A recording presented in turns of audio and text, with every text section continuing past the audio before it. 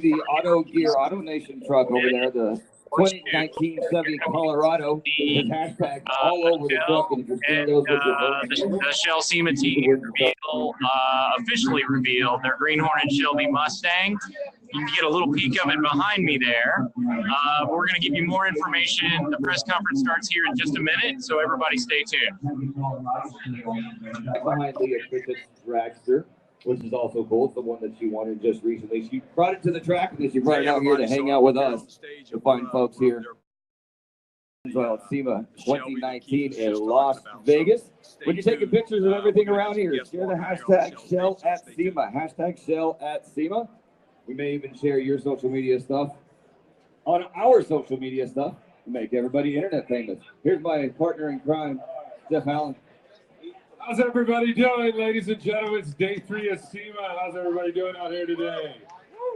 We've got something really special that's coming up. You know, I'm all about those really cool cars with those awesome backstories. I know you guys that are out there, you love stories like this, and you're not going to want to miss any minute of what we're going to be talking about here right now. So I'm going to kick it off. Welcome back to the Shell Pioneer Performance Live stage.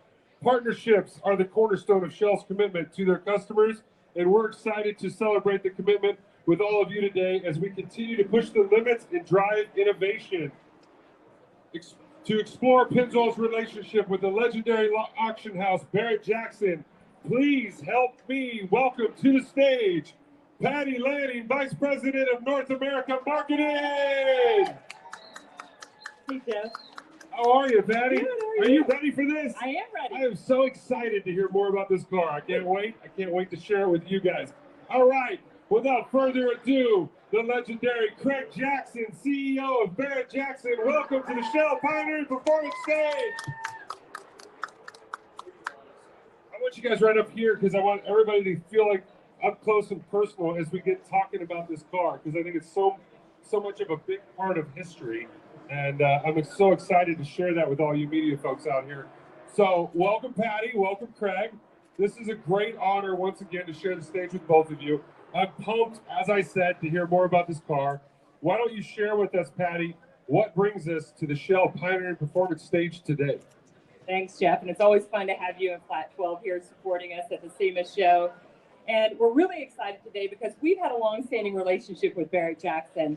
We've done a number of charity auctions over the years. You know, some of my favorites go back to even the Quaker State one we did a few years ago, where you were so generous with your support of that program, and also supporting the youth to sort of build the technicians and build that population that continues to sort of dwindle down where we need to improve. And then that relationship just continues. So we're here today to talk about something really exciting. Obviously, the Green Hornet. Yes, the Green Hornet's a very special car. I acquired the car 20-some years ago from Steve Davis. The car had already been restored, and the family that owned it, it was an interesting story, and Shell is sponsoring the whole documentary. And once we started restoring the car, we realized that everything that had been written needed to be rewritten. And as we started doing more and more investigation, and the gentleman that was restoring it, Jason Belts, we've enlisted a lot of experts. Paul Newitt, who wrote the book on the California specials, and after they found the Green Hornet, had to rewrite his book because he had in the first version that it had been crushed. And in the book, it also said that Little Red had been crushed. And now that we are getting more and more information, we're realizing the whole story. And I won't give it all away because you got to watch the documentary because it's very interesting. But when they first painted the Green Hornet, they painted it the wrong color because the family that owned it didn't like the wild green. So they painted it, and every picture of it, every clone of it are the wrong colors. And also, it had never run on the original fuel injection, and we got it running on that. We also found most all of the original parts, which was a real scavenger hunt to find those. You'll see all that when the documentary comes out, how we did it, how we got it running again. When I bought the car, it was painted a darker green. It had a Holley aftermarket fuel injection on it. It had a Thunderbird IRS stuffed up underneath it. Now, the way the car is, and I know we have a quick video on it. So the picture that's up there is the only known picture of it when it, well, now that picture there is actually after they put the white top on it. But it is still the actual green. But anybody that's ever painted custom cars, when you paint candy apple and you leave a car out in the sun for a long time and it faded, but they hadn't stripped everywhere. So we found some of the original color underneath the car and put it back to the way it is. Well, I got to say it's a beauty, and you all have done a fine job restoring it. And you know, Pencil talks a lot about innovation in our products, and obviously this is a factory prototype from the '60s, like you said, that made it past the crusher. And I think we've got a lot of exciting things to share. Obviously, you've been working on the documentary, which we really appreciate. And being able to capture the history and the restoration through this documentary is going to be a really cool process to see. Yes, so I got to thank quite a few people that helped us with it. Shell has helped us with the documentary. Having the automotive historians help us also. So the 68 register, Vinny has been very helpful. Dave Matthews, the 67 register, and just interviewing all the living Shelby employees that remember these cars has been really eye-opening. And nobody ever really thought to go ask all these guys. Now, some of the interviews that were done a long time ago, they took it for granted these cars were crushed. After they were found, it's sparks their memories, and you'll see a lot of that in the documentary as we reunite them with the car. Well, I can't wait to check it out, especially the experimental fuel injection system. But I know before that, we've got a video that's going to come up here in just a few minutes. Yeah, it's a little clip of what we're doing, and you know, it shows a little bit as we went through this process. If you want to run it, you want to run it now? Let's take a sneak peek. Let's take the sneak peek. You guys ready? Yeah. The DNA that now lives and breathes in all these modern cars, it all began right here. It's an amazing journey of researching these cars. I know people are going to be shocked when we roll the cover off. Bringing this thing back to life has been a real treat. Finding something like this and bringing history back out is just so exciting. I can't think of one person that's got more influence in the collector car world than Craig James. Amazing amount of detective work. And this is interesting. Here is when Carroll said to build the Hornet. The Green Hornet was groundbreaking for the time. We know this is the rear end that went in it. This is quite a find. I mean, to go on the original car to have an original piece. This is the way it was on the car. To see it this color, it's going to be a little bit of a shocker. What's next? It was all experimental. Kind of like electronic fuel injection. That's the EXP part of it. We're going to try this. We're going to try that. Independent rear suspension. Those are the kind of things that make this car so special. They threw a lot of stuff at this car. Everything is as accurate as it can be. Truly a piece of history. This is the way the car looked originally. Just the attention to detail on the car, seeing it sit the way it should, it's sinister.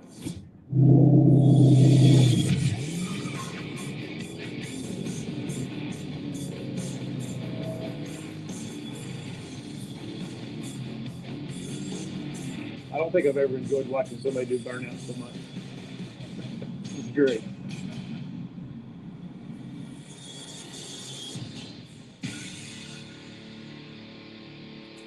Wow, Craig, that is simply incredible. Thank you guys so much for sharing this. Patty, what do you say we go down and see the car live and in person? Yeah, I'm How about ready. that, Craig? Let's go. Let's go down there.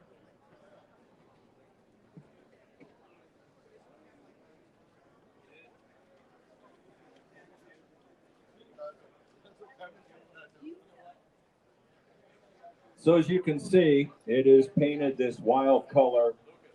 Under the shade, you can't really tell, but when it's out in the sun, the candy, the flake on it is amazing. And I got to say, BASF is the one that matched the paint. And we probably went through 100 different variations until we got it right. And I'm so glad that when they restored the car, they didn't strip the fiberglass. We actually ended up with huge sheets, and then we started actually sending all those parts off. But then once we started reapplying the candy to the new parts, we didn't get it right, so we actually put the candy on the old paint and then sent that back to them. That we got it, the color, the hue, the depth, and one of the gentlemen that rode in the car quite a bit, and it shows it in the documentary, when he first looked at it, he goes, "You just nailed it." Getting it running on the Connelly fuel injection again was amazing. Son of the gentleman that originally engineered it is the one that helped us put it back on and get it running. And I won't give everything away till you see the documentary, but having it on the dyno and seeing how much horsepower it created, I knew when I took it out and drove it that this thing was going to be a whole different car. We also realized in the thing that when we were doing it and we started putting the Connelly back on it, that this is the original engine in it still. So when they sold the car, they took all the experimental parts off of it. It had a regular 9-inch underneath it and had a carburetor on it. So we had to find all the parts. And that is a lot of what you'll see in the documentary. It was a lot of a treasure hunt, and it was also going against everything that had been written about it and rewriting history, which is what we're in the process of doing. I will say Paul Newitt has been great to work with, who wrote the first books on the California Specials, which was also how this car got found. Gentleman picked up one of his books and looked at it, goes, "That looks like my car," and called him, and he got him in touch with Fred Goodell, who was the head engineer at Shelby America and Shelby Automotive, gave him the VIN number, and he goes, "That's the Green Hornet." And we'll tell a lot of this through the documentary. When we were halfway through restoring this and we found all this paperwork, that's how we then ended up finding its sister car, which also was supposed to have been crushed. And that leads into an even more amazing story as we tell the second documentary will be on Little Red. So this car is very significant for a multitude of reasons. One, it is a Shelby coupe. Only 2 were made, both EXP 500s, but it is the only Connelly fuel-injected 428 that is running. They made subsequent cars later. This is the first car. It is the only Shelby until they made the 2020s nowadays with IRS under it for a GT 500. And it is running now with, as you saw in that quick snippet there, we found the original uprights and put them back under the car. Off of the original blueprints, we had the son of the gentleman that built the first IRS help us with all the IRS, and he gave me the actual Ford drawings that were built. And it uses a lot of Jaguar E-type parts to achieve it, and we got all those Jaguar parts with the original Ford Advanced Vehicle uprights and put the rear end back underneath it, which the IRS that was under it was completely wrong, and now it's right. So I'll open up the hood if anybody wants to see underneath here. And it still has the original interior in it. So the car was in pretty nice shape as it was kept its entire life. This car has smog on it, it has air conditioning, and I can tell you that it makes more horsepower running on this. It is multi-port, so you can see the separate injectors going into. We found the original intake manifold, which was like finding hen's teeth also, and put it back on the car with the Connelly. The Connelly that's in it came out of Fred Goodell's desk and gave it to us years ago. He gave it to Steve Davis. Without that, we wouldn't have been able to make the car run again. And then he built all the other parts to make it run again. And then we put it on the dyno, and it made more horsepower than it did with a racing carburetor on it. As you can see from the video, it winds up pretty quick. So it's running on 50-year-old technology. And for those of you that watched the auction last year, my wife and I bought VIN number 1 of the new 2020 GT 500s, and I saw Matt here earlier from Penske Automotive Services. Ford worked together with us to take the first car and send it to Penske, and we painted it the same exact green color as this car with EXP 500 on it. Now, there's Matt over there. They did a great job. Now there's two Hornets. This car and the first factory-built IRS. Everything that came out of those first two cars, the Hornet and Little Red, are put together in that new 2020 car. Supercharger, fuel injection, IRS, four-wheel disc brakes. This car is the fuel-injected car with the four-wheel disc brakes and the IRS, and Little Red was the experimental car to test out superchargers on a GT500 to ultimately make them production cars. They did not, so these are the two only prototypes in the world, and they're both coupes. So that's pretty much the story without giving you away all of what we found, but it's an amazing story, and a lot of people have worked very hard on it, but also we've been very, very lucky. We've used the internet to try to tie people together. That'll be a whole other segment you'll see when we do the segment on the red car of how we found it and how we found out a lot of stuff about it by crowdsourcing.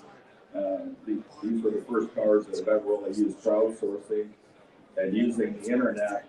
And it necessarily wasn't the gentleman that worked at Shelby. It was usually their kids or their grandkids through social media said, "Didn't you work on a car like that?" And it led to a lot of amazing discoveries.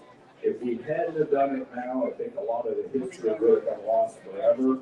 But now I think they have a great story to tell of these two cars and what they led to, which are in the tent right over there, the Shelby GT500 garage. You can see what these cars led to.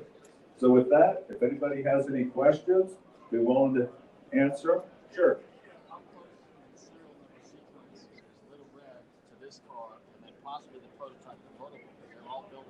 So without giving it all away, the prototype convertible, the prototype coupe, and the prototype fastback were early '67 cars. This car started off as a prototype. Now the paperwork we found actually this week tells the rest of the story, which now we have to go back and re-edit the documentary because now we found more paperwork. Those three cars were ordered in November of '66. And they were all delivered they were built out of San Jose. And they were car 100 Shelby numbers, car 131, which is Little Red, and car 139 is the convertible. All three of those cars are going to be at Scottsdale together for the first time with the Hornet and the new Hornet. So you'll see the lineage of those cars. Now, until they show the documentary, I won't tell you what we just found, but it finishes telling the story of what happened to the cars, where they went, what they did with them, and why they did it. I got to thank Edsel Ford for helping me and Gail for helping me get into the Ford archives and my team that spent a lot of time in the archives finding paperwork. So it's a big thank you to everybody at Ford Motor Company. This has really been a project that I love doing. They've been wonderful to work with, and it's been my pleasure to unearth some amazing history on these cars that all has come together into the new car. Thank you, Chris, for sharing all this with us. We've got time for one more question. Any more questions? Because you've already answered all mine. Any more questions out there? So, as part of this with Shell, I want to really thank them because when I first pitched this idea that I found, I want to do this car, they jumped on, you've got to document this. You've got to show the world this. So I want to give a big thank you to them. It really has been a team effort to do this whole project. And now we'll get to show the world. We will show the 2 one-hour documentaries on cable TV on a big network, and then you will see a lot of all the outtakes will be on our website. Because right now we're over 70 hours of footage, and to cut all that down into 2 one-hour shows, we're missing so much of the story. But we're going to tell you the whole story through that, and then how we found all the paperwork, how it all ties together from those first 3 cars and what they led to. So, any other questions? All right, ladies and gentlemen. Are we going to the back? Great, quick question. Just the fuel injection system is so fascinating to me. How did you find the parts for it?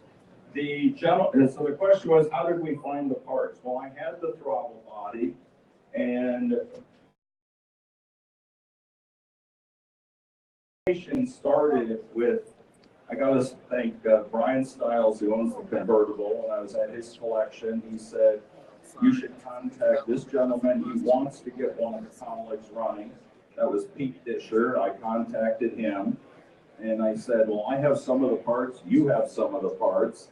And then we enlisted a son, Chris, the son of the gentleman who built the original Conley fuel injection. So he is the one that got it running, and in the video he was playing with his little oscilloscope, and playing with everything. And he is an electrical engineer, and I'm so glad that his son, so Chris Long, David Long, is who built the Conley originally, and he is the one 50 years later, and he actually used to ride around in the Hornet, so he's the one that I showed the color to, and he goes, you nailed it. So. All right, I want to thank you. Thank everybody. I want to thank Greg for your time today. Thank you, Greg, for sharing this wonderful story. I know each and every one of us can't wait for that documentary to come out, and it's all powered by Pennzoil. So thank you so much for that, guys. We'll be back on the live stage here shortly, but we're going to stop for a picture right now. Sorry about that. No worries. If I don't have my knee there, it'll fall over again.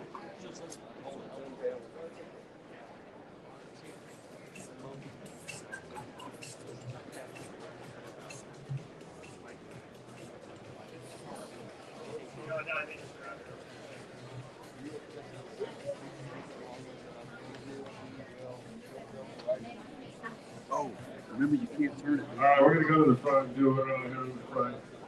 This is such an exciting journey, Doug. You can see from the video, it actually does run, and I do drive it. So I told Jason, drive it like it's, and it held together. So it's a pretty cool car.